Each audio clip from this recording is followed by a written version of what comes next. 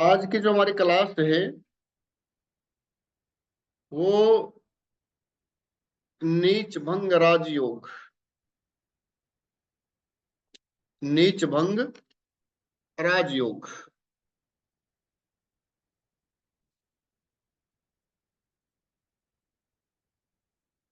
कुंडली के अंदर बहुत सारे राजयोग होते हैं। उनमें से एक होता है नीच भंग राजयोग।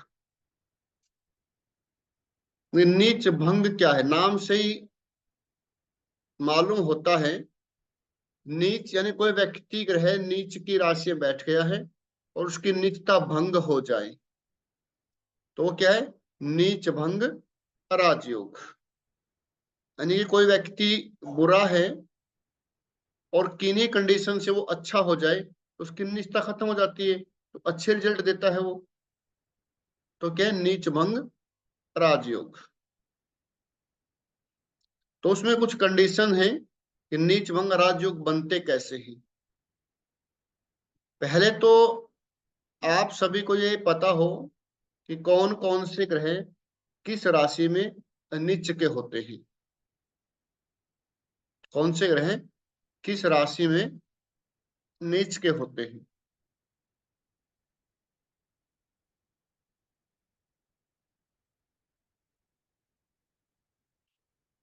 सूर्य। सूर्य कौन सी राशि में नीच का होता है? तुला में सर। तुला में। तुला में। और चंद्रमा वृश्चिक वृश्चिक में। में। मंगल कर्क में जी। कर्क में। और बुध भूल। मीन राशि में। मीन में। हाँ, गुरु मीन में जी। गुरु गुरु मकर मकर में में। जी। मकर में। हाँ जी। और शुक्र कन्या राशि में। शुक्र कन्या राशि में, छठी राशि में। और शनि शनि मेष मेष में। राशि में। मेष राशि में। ठीक है। तो ये हाँ जी। वैसे राहु और केतु के अलग अलग हैं, ठीक है, लेकिन ज्यादा हम इनको यूज करेंगे। ठीक है, पहले हम इनको यूज करेंगे। राहु मिथुन में नहीं उचकेंगे जी। राहु तीसरी राशि में उसका हो जी, और नौवीं राशि में केतु उसका हो जी। उचका होते उल्टे ला ठीक। लो फिर ना, नीच के नहीं हो जाए जी। हाँ, ऐसे जैसे कोई कहता है वृक्ष में उचका वृश्चिक में नीच है, तो वो अलग अलग है, उसका उसका हम बाद में बात करेंगे। तो पहले हम जो है 7 ग्रह होते हैं, शनि, चंद्र, मंगल, बुध, गुरु, शुक्र और शनि। ये सबसे पहले हमें मालूम हो कि कौन सा ग्रह कौन सी राशि में नीच का होता है। अगर हमें ये पता है कि ये ग्रह इस राशि में नीच का है, तभी हम उसकी जो नीचता भंग होती है उसके बारे में पता लगा सकते हैं। हमें इसके बारे में जानकारी ही नहीं है कि कौन सा ग्रह उच्च का और नीच का कौन सी राशि में होता है, तो फिर हम उस सूत्र को नहीं पढ़ सकते। नीच भंग राजयोग बनते कैसे हैं? नीच भंग राजयोग बनते कैसे हैं, यानी कि एक ग्रह की नीचता है जो भंग कैसे होती है। जैसे सूर्य, सूर्य तुला राशि में नीच के होते हैं। जैसे सूर्य तुला राशि में नीच के होते हैं, तो सूर्य की नीच भंग योग कैसे बनेगा?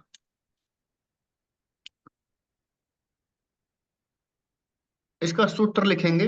नीच भंग राजयोग के सूत्र कैसे होते हैं। पहला पहला सूत्र,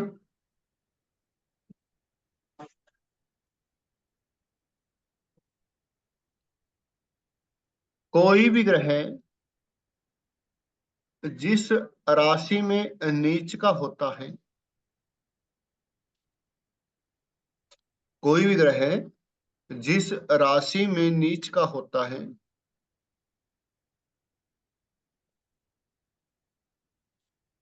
उस राशि का स्वामी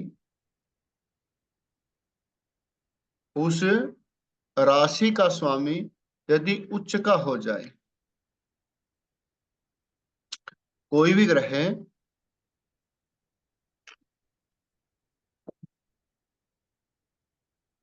कोई भी ग्रह जब किसी राशि में उच्च का हो जाए, नीच का हो जाए, और उसका स्वामी उच्च का हो जाए,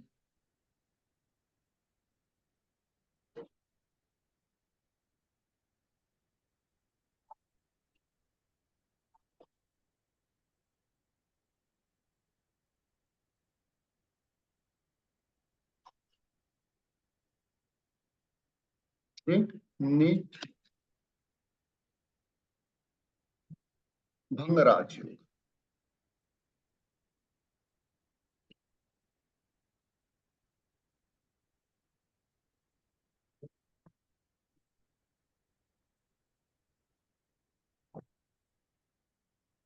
तो पहले क्या कहते हैं, कोई भी ग्रह किसी राशि में नीच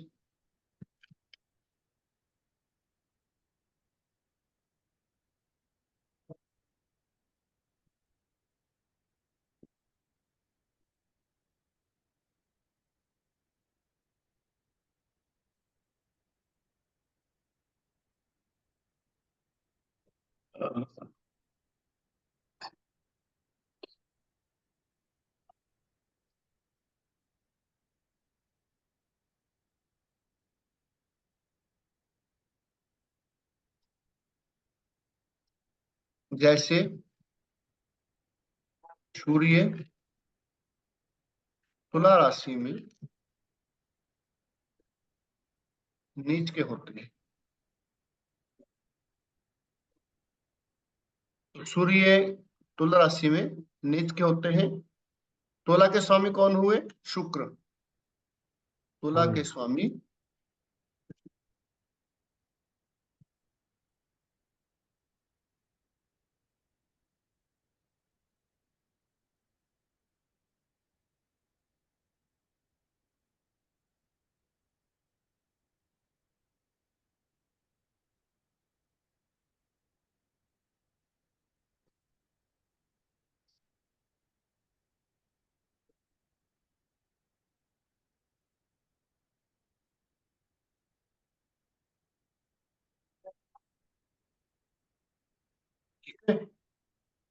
जैसे सूर्य तुला राशि में नीच के होते हैं, तुला के स्वामी शुक्र हुए। यदि शुक्र उच्च के हो जाए तो नीच भंग राज हो जाता है। यदि कुंडली में, जिस कुंडली में सूर्य तुला राशि में है, उस कुंडली में यदि तुला के स्वामी शुक्र हुए, शुक्र उच्च राशि के हो जाते हैं, तो नीच भंग राजयोग होता है। शुक्र है जो वो मीन राशि में उच्च के होते हैं।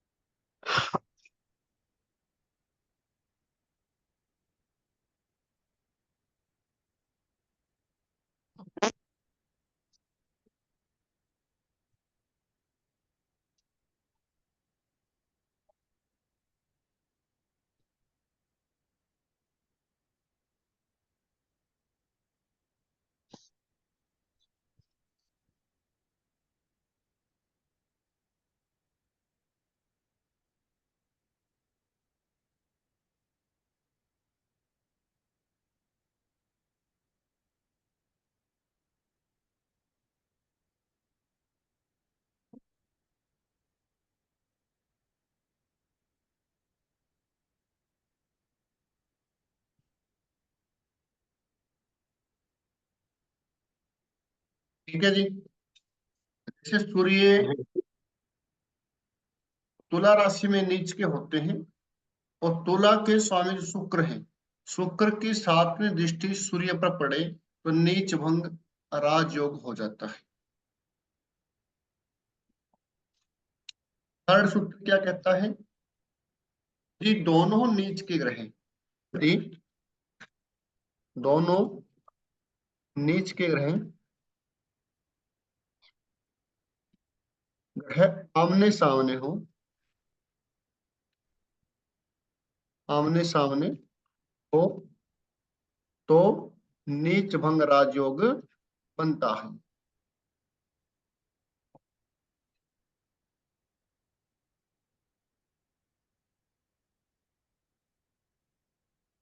यदि दोनों नीच के ग्रह आमने सामने हो तो नीच भंग राजयोग बनता है। जैसे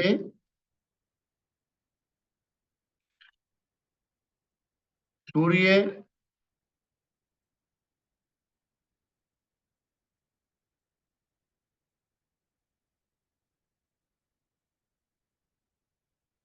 तुला में नीच के हैं, और शनि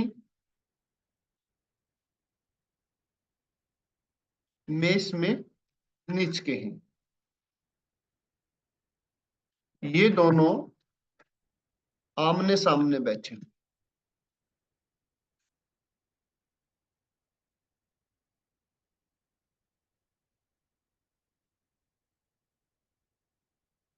और नीच भंग राजयोग बन जाता है।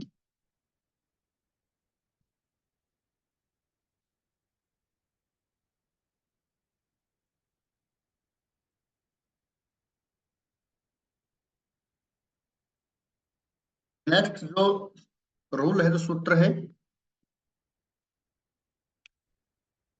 यदि कोई ग्रह नीच का हो जाए और जिस राशि में वह नीच के हैं, उसका स्वामी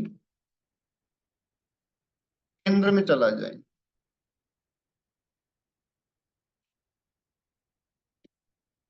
वो नीच भंग राजयोग हो जाता है।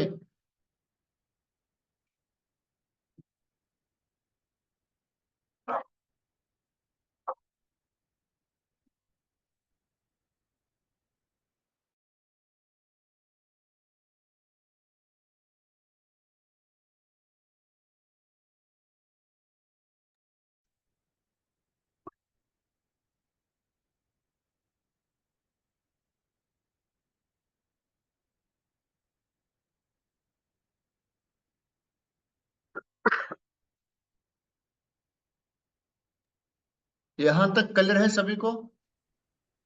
हाँ जी, हाँ जी। ये मान लो केंद्र में सिर्फ लगन में या पहले चौथे सातवें दसवें?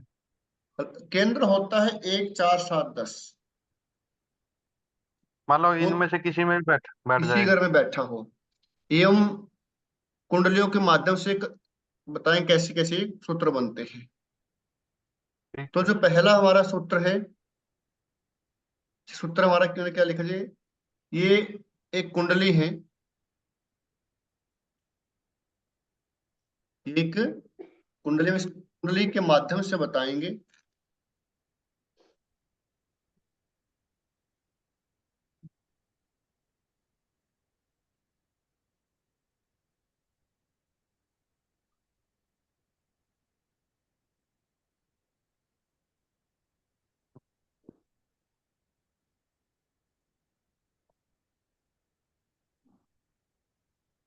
राहु केतु शनि और मंगल,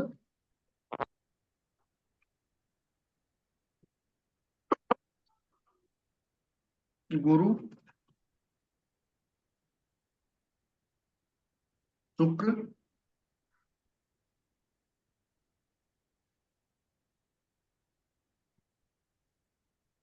और बुध।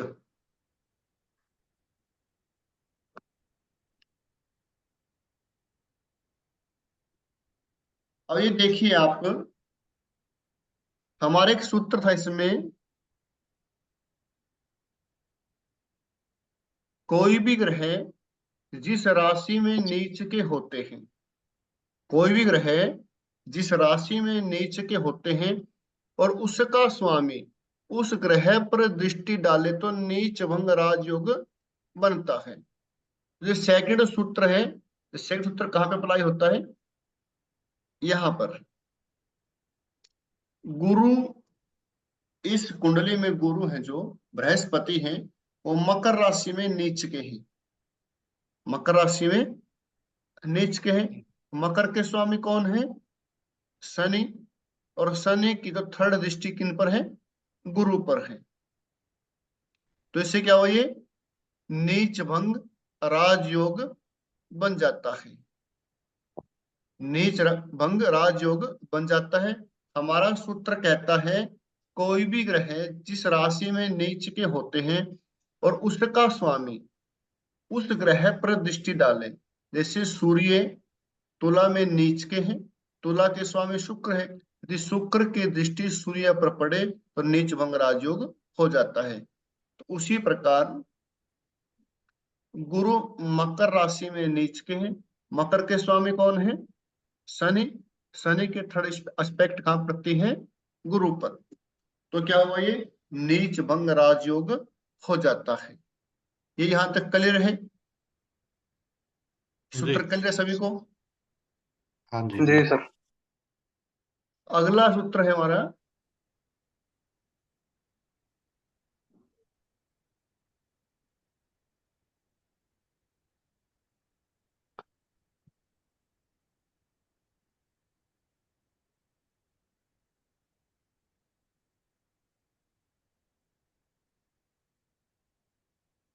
अगला सूत्र है चंद्रमा और मंगल।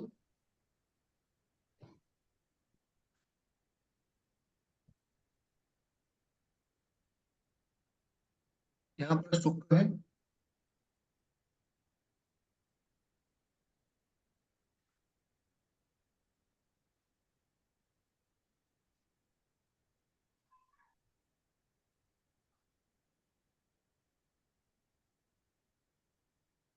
गुरु और बुध।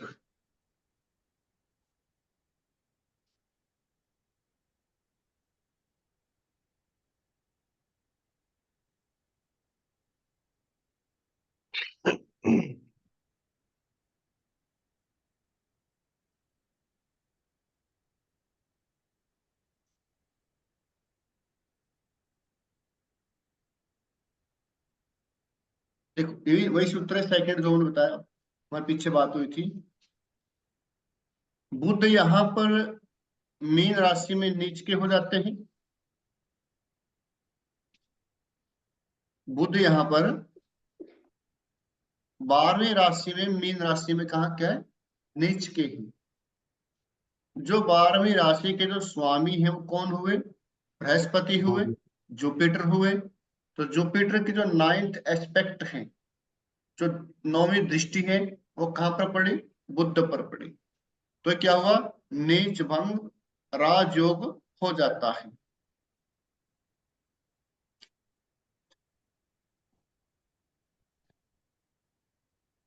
ठीक है।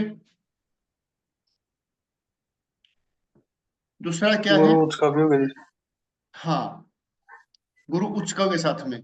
और एक और देखो, इसमें जो चंद्रमा है ना, चंद्रमा चंद्रमा, भी नीच का जी। चंद्रमा वृश्चिक राशि में नीच के ही। हाँ जी। वृश्चिक के स्वामी कौन है? मंगल। मंगल है। उसमें एक सूत्र और ऐड करें, दृष्टि, दृष्टि या साथ में बैठ जाए, दृष्टि डालें या साथ में बैठ जाए।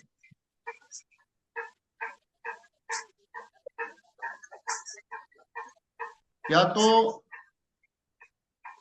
जो ग्रह किसी भी राशि में नीच के होते हैं उसके स्वामी की दृष्टि उस पर हो, या उसका जो स्वामी है वो साथ में बैठा हो। जैसे बुध इस कुंडली में अपने नीच राशि में बैठे हुए हैं। बुध इस कुंडली में अपनी नीच राशि में बैठे हुए हैं, तो बुध पर उच्च के गुरु की दृष्टि, यानी कि गुरु की दृष्टि अपने घर पर पड़ी, तो क्या हुआ, नीच भंग राजयोग हो जाता है। सेकंड क्या है, चंद्रमा वृश्चिक राशि में नीच के होते हैं, लेकिन वृश्चिक के जो स्वामी है वो मंगल है। वृश्चिक के जो स्वामी है वो मंगल है, मंगल साथ में बैठे हुए हैं, तो ये नीच भंग राजयोग हो जाता है। ठीक है, एक और देखते हैं।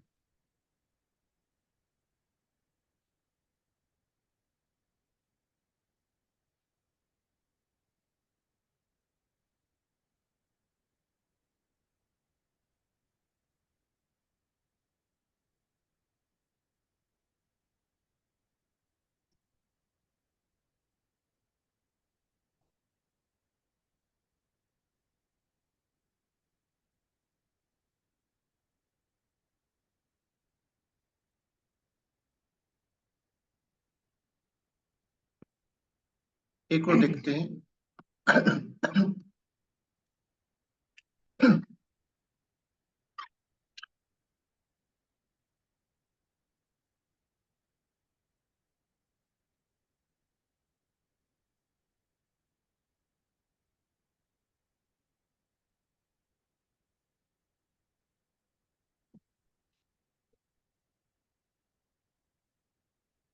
भाई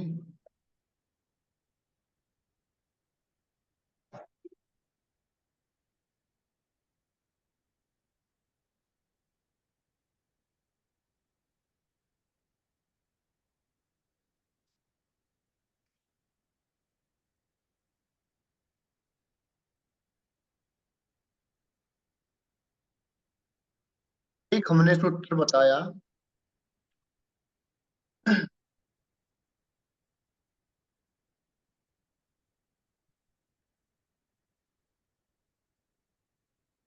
जब दोनों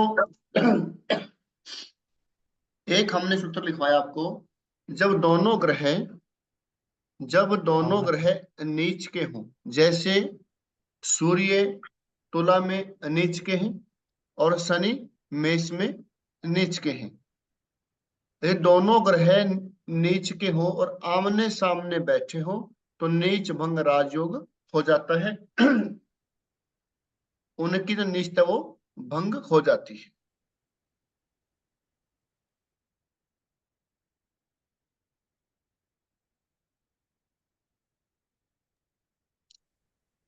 इसी प्रकार हम देखते हैं, सूर्य तुला में नीच के होते हैं, शनि मेष में नीच के होते हैं, दोनों आमने सामने बैठे हुए हैं, तो ये क्या हुआ, नीच भंग राजयोग बन जाता है, क्योंकि दोनों नीच हैं और आमने सामने बैठे हैं। वो अपनी उच्च राशि को देख रहा है, वो अपनी उच्च राशि को देख रहा है। सूर्य की उच्च राशि क्या है, मेष है, और शनि की जो उच्च राशि वो क्या है, तुला है। तो इसीलिए दोनों आमने सामने बैठे हैं, उनकी निष्ठा भंग हो जाती है। अगर मैं, जैसे हाँ जी, जैसे अगर शनि को भी अगर सूर्य के साथ बिठा दे सर हम सातवें इसमें राशि में जी। शनि को यदि सूर्य के साथ बैठे फिर नहीं चलेगा। अगर शनि के साथ मंगल बैठ जाए, क्योंकि शनि किन की राशि में है, शनि मंगल की राशि में है। शनि हाँ जी। मंगल की राशि में, यदि मंगल साथ बैठ जाए शनि के, या मंगल की दृष्टि हो, तब हो सकता है। या सूर्य के साथ शुक्र बैठ जाए। या सूर्य के साथ शुक्र बैठ जाए, या सूर्य की दृष्टि शुक्र पर हो, शुक्र पर सूर्य की दृष्टि हो। और एक और सूत्र लिखवाया आपको, जब कोई भी ग्रह नीच का हो, किस राशि में वो नीच का होता है, उसका स्वामी यदि केंद्र में बैठ जाए। अब देखिए इसमें सूर्य, जो सूर्य तुला में नीच के हैं, सूर्य तुला में नीच के हैं, तो इनके स्वामी कौन हुए, शुक्र। शुक्र कहाँ बैठे? केंद्र में।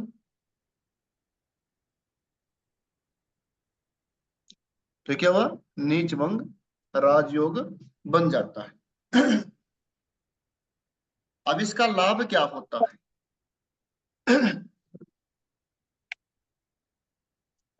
अब जो इसका लाभ क्या होता है, यानी कोई भी ग्रह जब नीच का होता है तो यानी कि उसके अंदर नीचता आ जाती है, वो बुरे फल देता है। नीच भंग होने से क्या होता है कि उसकी नीचता वो खत्म हो जाती है और उसके अंदर शुभता आ जाती है, तो वो शुभ फल देता है, वो शुभ फल देता है। जैसे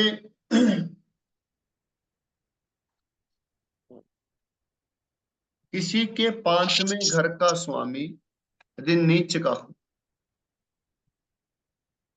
किसी के पांचवें घर का स्वामी यदि नीच का है, तो उस व्यक्ति को पांचवें घर से संबंधित चीजों को पाने में संघर्ष करना पड़ेगा। बुद्धि तो उसके अंदर होगी यदि नीच भंग राजयोग हो जाता है, ठीक है, लेकिन उस व्यक्ति को अपनी बुद्धि पर ईगो नहीं होगा।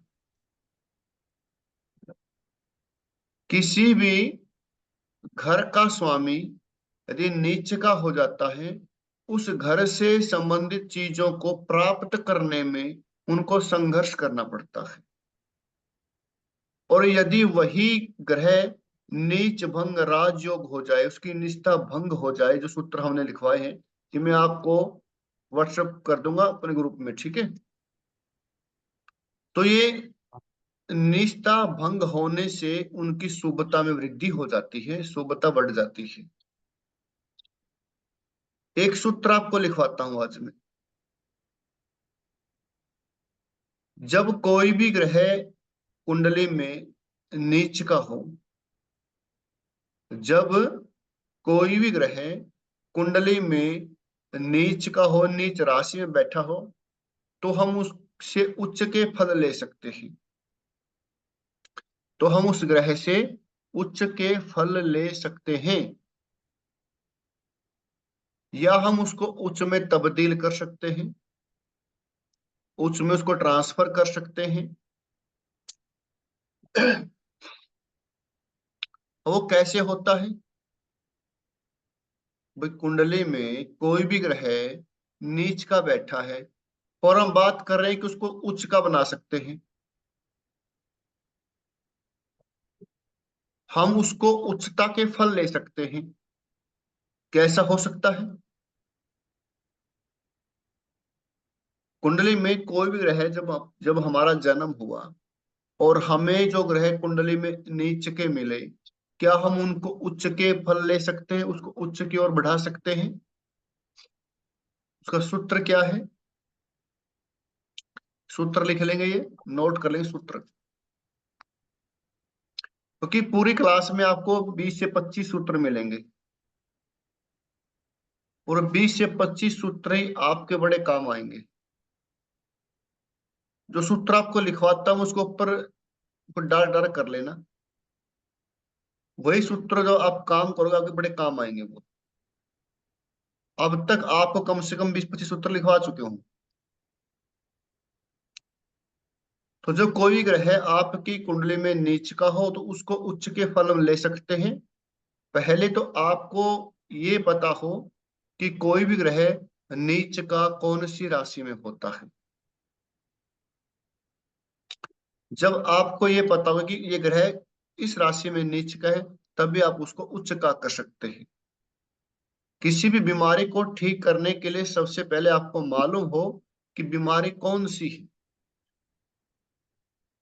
बीमारी का मालूम नहीं और दवाई देते जाओगे तो बीमारी बढ़ जाएगी। तो पहला क्या, हमें ये पता हो कि जो हमारे ग्रह है वो कौन सी राशि में नीच के होते हैं। सेकंड बात, हमें ये पता हो और हमारे वही ग्रह कौन सी राशि में उच्च के होते हैं। सूर्य तुला में नीच के होते हैं, मेष में उच्च के होते हैं। चंद्रमा वृष में उच्च के होते हैं, वृश्चिक में नीच के होते हैं। मंगल मकर में उच्च के होते हैं और कर्क में नीच के होते हैं। बुध कन्या में उच्च के होते हैं, मीन में नीच के होते हैं। गुरु कर्क में उच्च के होते हैं और मकर में नीच के होते हैं। शुक्र मीन में उच्च के होते हैं, कन्या में नीच के होते हैं। शनि तुला में उच्च के होते हैं और मेष में नीच के होते हैं। जो ग्रह मान लीजिए हमारी कुंडली में शनि नीच राशि में बैठे हुए हैं और हमने उसको उच्च में लेके जाना है, तो फिर आपने क्या करना है? शनि तुला में उच्च के होते हैं। तुला के स्वामी कौन है? शुक्र है। तो आप शुक्र का नग पहन सकते हैं, शुक्र के मंत्रों का जाप कर सकते हैं, शुक्र की जो वस्तुएं हैं उसको बना सकते हैं। सूत्र लिखें, कोई भी ग्रह जब नीच राशि में बैठता है और वही ग्रह कौन सी राशि में उच्च का होता है, और वही ग्रह जिस राशि में उच्च का होता है, और वही ग्रह जिस राशि में उच्च का होता है, उसका जो स्वामी है, उस राशि का जो स्वामी है जिसमें वो उच्च का होता है, उस राशि के स्वामी की आप नग पहन सकते हैं, आप पूजा पाठ कर सकते हैं, मंत्रों का जाप कर सकते हैं, या उससे संबंधित वस्तुओं को ग्रहण कर सकते हैं।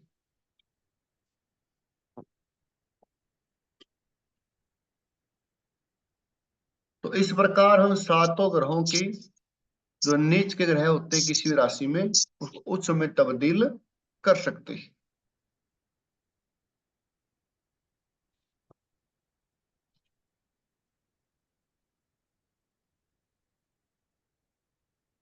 किसी का पांचवें घर का स्वामी नीच का है, किसी बच्चे का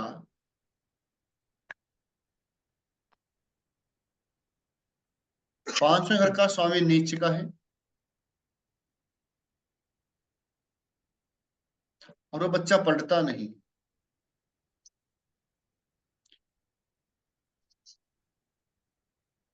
तो पंचमेश जो नीच का हुआ, वह ग्रह कौन सी राशि में उच्च का होता है, उस राशि के स्वामी का नग पहना है।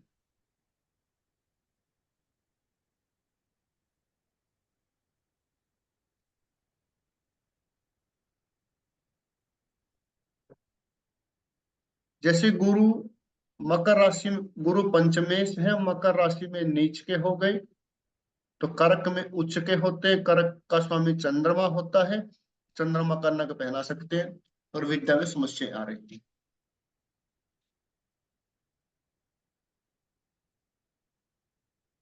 सातवें घर का स्वामी यदि नीच का है, मान लीजिए सातवें घर का स्वामी शुक्र वो नीच राशि में बैठा है और नीच के होने से वैवाहिक जीवन में समस्या आ रही है, व्यापार में समस्या आ रही है, लेकिन शुक्र मीन राशि में उच्च के होते हैं और मीन के स्वामी गुरु हैं, तो गुरु का जो नग होता है वो कौन सा होता है? पुखराज होता है। नग कैसे पहने, कैसे पहने जाते हैं, उसकी क्लास हम अलग से लेंगे, क्यों किसी को नग कैसे पहना सकते हैं। जो टेक्निक हमें बताई गई टेक्निक हम आपको बताएंगे, अलग टेक्निक है। बहुत से आपको लोग आपको कहेंगे ऐसे कैसे पहना रहे हो, जो गलत है, ठीक है, लेकिन टेक्निक है, हमारे गुरु ने हमें सिखाई तो आपको सिखाएंगे। काम करती है, 100% काम करती है। कुछ लोग बोले ये तो मार्केस हो गया, मार्केस का नग कैसे पहना रहे हो, लेकिन हम मार्केस का नग पहनाएंगे। तो टेक्निक वो तरीका अलग है कैसे करते हैं। तो आप इस प्रकार किसी भी ग्रह का जो नीच का उसको उच्च का कर सकते हैं।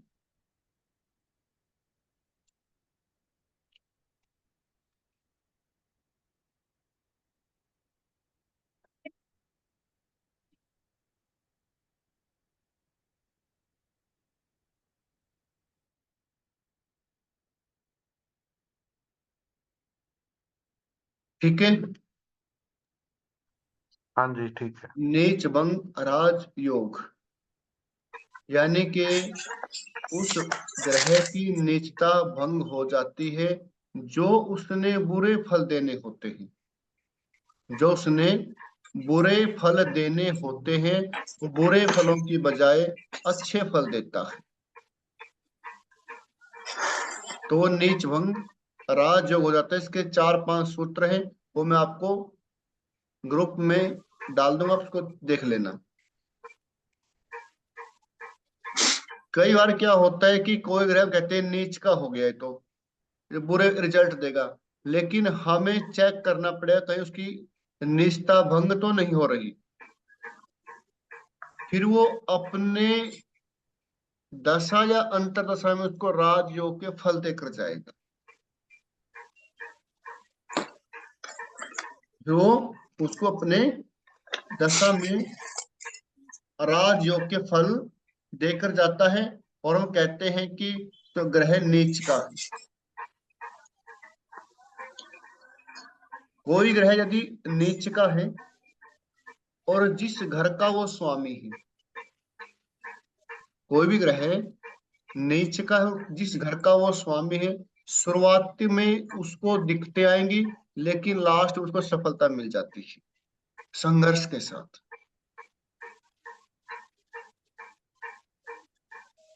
सातवें घर का स्वामी नीच का है और नीच भंग राजयोग हो जाता है, तो वैवाहिक जीवन में शुरुआती समस्या आती है, लेकिन बाद में धीरे धीरे वो समस्या खत्म हो जाती है और अच्छी स्थिति में वो आ जाता है।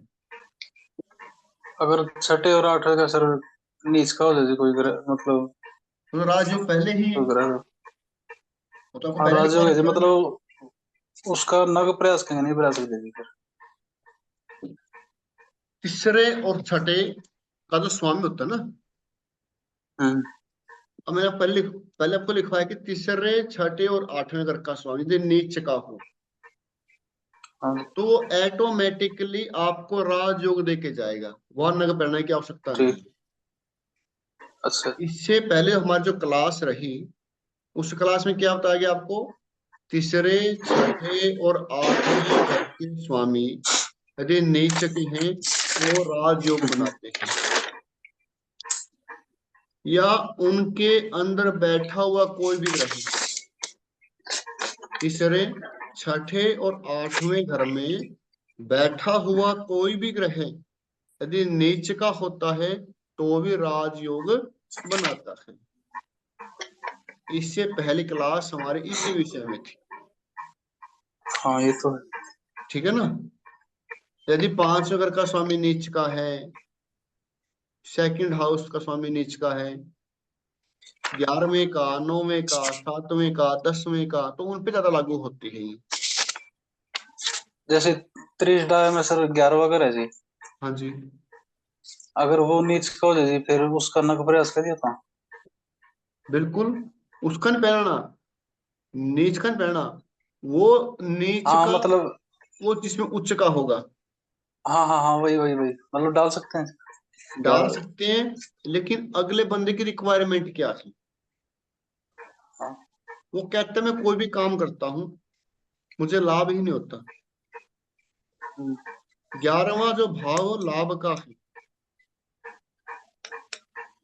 काल पुरुष की कुंडली में 11वें और 10वें घर के स्वामी शनि हैं, और शनि क्या है, कर्म फल दाता है।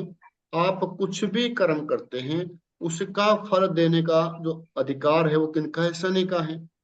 10वां घर क्या है, कर्म का है, और 11वां घर क्या है, कर्म से मिलने वाले फल का है। और- ठीक है। तो इसीलिए 10वां और 11वां जो घर है किसके अंडर में है, वो शनि के अंडर में है। इसीलिए कहते हैं कि शनि कर्म फल दाता है। जो भी आप कर्म करते हैं उसका फल शनि के हाथ में है। और जो शनि की दिशा है वो वेस्ट है, पश्चिम है। पश्चिम दिशा के स्वामी कौन है, शनि है। शनि। और 11वां घर क्या, इच्छा पूर्ति का है, महत्वाकांक्षा का है, लाभ का है।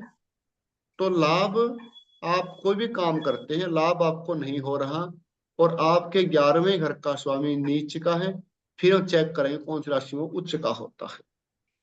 फिर हम उससे संबंधित मंत्र जाप करवा सकते हैं, चीजों को दान करवा सकते हैं, या कोई नग डलवा सकते हैं।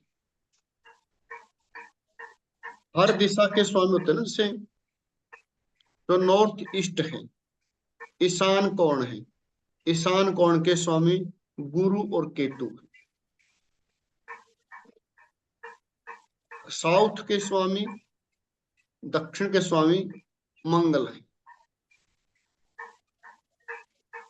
वेस्ट के स्वामी शनि है। वायव्य कोण के स्वामी चंद्रमा है।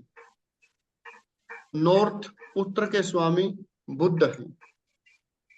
नैऋत्य कोण के स्वामी राहु है। आग्नेय कोण के स्वामी शुक्र है। अच्छा। ठीक है, तो ये दिशाओं के स्वामी होते हैं। तो इस प्रकार आप नीच भंग राजयोग को देख सकते हैं, उसको पढ़ सकते हैं, समझ सकते हैं।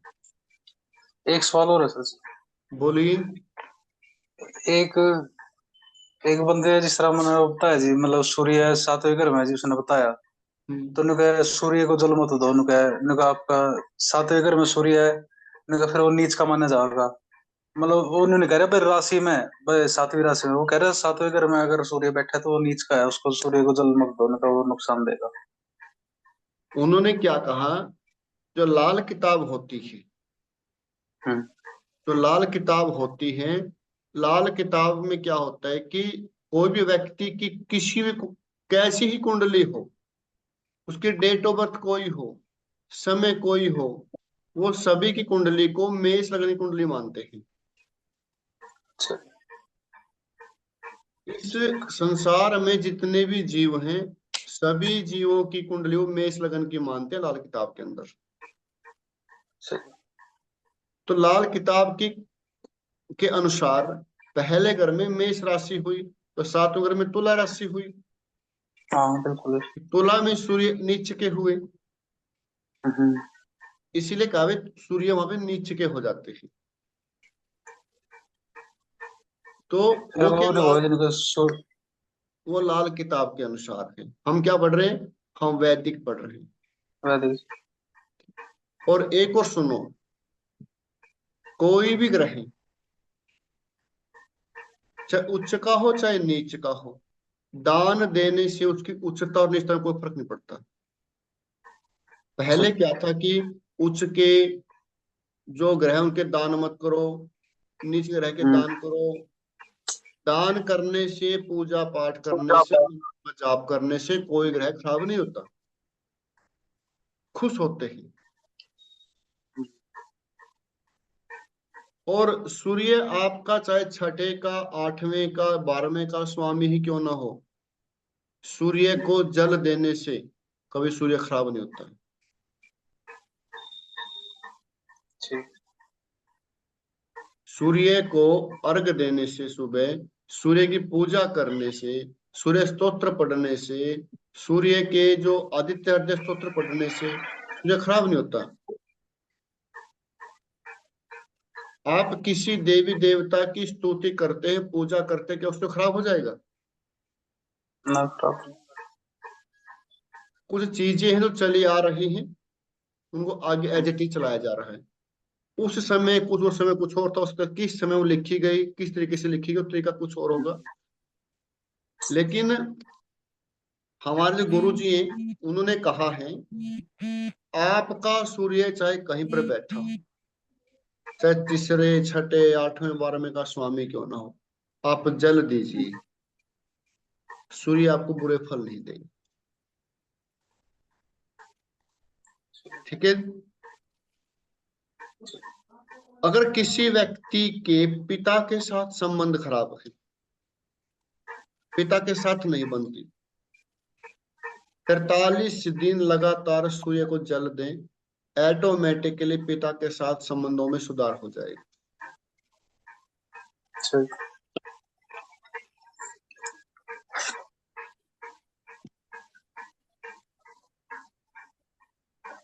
ठीक है जी। ठीक है सर। तो इस प्रकार आप नीच भंग राजयोग को पढ़ सकते हैं। तो नेक्स्ट क्लास होगी हमारी वो राशि परिवर्तन राजयोग होगी, यानी कि दो ग्रह एक दूसरे की राशि में बैठते हैं तो क्या रिजल्ट देते हैं, वो भी राजयोग होता है। इंदिरा गांधी की कुंडली में राशि परिवर्तन राजयोग ने बहुत कुछ उनको दे दिया। राशि परिवर्तन राजयोग ये हम नेक्स्ट क्लास में पढ़ेंगे। आज के लिए इतने काफी है। बहुत सूत्रों को लगा के देखिए। फिर मैं आपको वेडनेसडे को, बुधवार को कुछ सूत्र बताऊंगा आपको, वो आपने टेस्ट करने हैं कि ठीक है। पूर्व जन्म में आप क्या थे। पूर्व जन्म कौन सा, बहुत सारे जन्म हो चुके हैं, हम उसकी बात नहीं कर रहे हैं। इस जन्म से पहले का जन्म है, कहीं सूत्र बताए गए हैं लाल किताब के अंदर, हम उन्हीं के बेस के ऊपर थोड़ा आपको सूत्र बताएंगे कि पूर्व जन्म में आप क्या रहे हैं ठीक है। और किस प्रकार आपकी मृत्यु हुई। तो आप मेल रहे हैं या फीमेल रहे।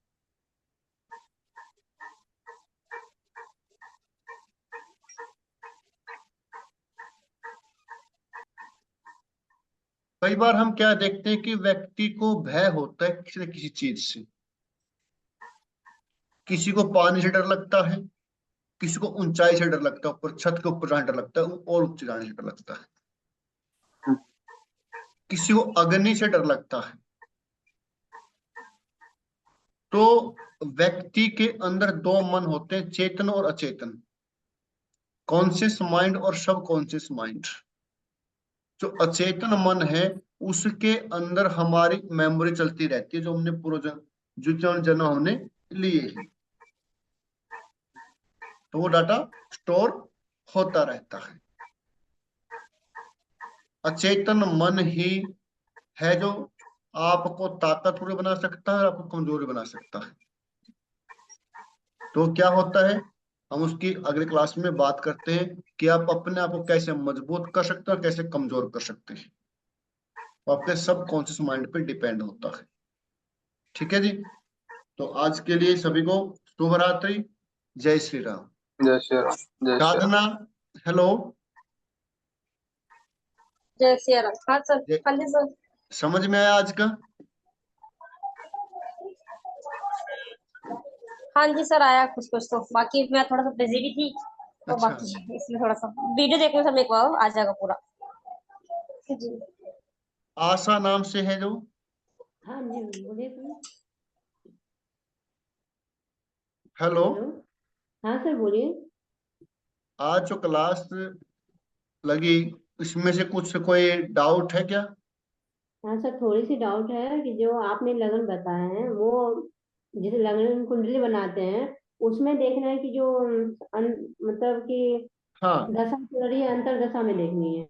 लगन कुंडली देखना, लगन कुंडली में लगन कुंडली में देखनी है। पहले हम देखेंगे लगन और कुंडली में। पहचानेंगे कैसे? लगन कुंडली में चेक करेंगे कौन सा ग्रह नीच का है, क्या वो नीच भंग राजयोग हो गया है। फिर उसकी दशा या अंतरदशा आएगी, उसके रिजल्ट उसको दशा या अंतरदशा में मिलेंगे। जी सर। कोई भी डाउट हो, कोई कंफ्यूजन हो तो बीच में आप पूछ सकते हैं। जी सर। कोई भी आपको लगता है समझ में नहीं आया तो आप बीच में पूछ सकते हैं, मेरे कहने की आवश्यकता ना पड़े, आपको लगेगा मेरे को यहाँ पे डाउट है तो आप बेहिचक क्वेश्चन कर सकते हैं। ठीक है जी। नहीं सर, आप बता रहे थे मैं कंटिन्यू, तो मैं सोची आपको डिस्टर्ब ना करूं, मैं लास्ट में नहीं नहीं, पूछूं। ऐसी कोई बात नहीं। मेरा मकसद क्या है कि आप सभी को समझ में आए। हाँ जी। ठीक है ना। तो ठीक है। बीच में आप डिस्टर्ब करना, ऐसी कोई बात नहीं है। तो आप बीच में जहां आपको लगे कि मुझे यहाँ पर डाउट है तो आप बीच में क्वेश्चन कर सकते हैं। ऐसी कोई बात नहीं, क्योंकि समझ में आना आपके लिए जरूरी है ना, आप सभी लोग हाँ बैठे जी। हैं। हाँ जी। तो इसीलिए ऐसे मन में ये कोई एडिशन ना रखें, पूछ सकते हैं। ठीक है। हाँ जी। ठीक है, ओके। सभी के हाँ लिए जी। शुभ रात्रि। जय श्री राम। राधे राधे सर। राधे राधे जी। जय श्री राम, जय श्री राम। जय श्री राम।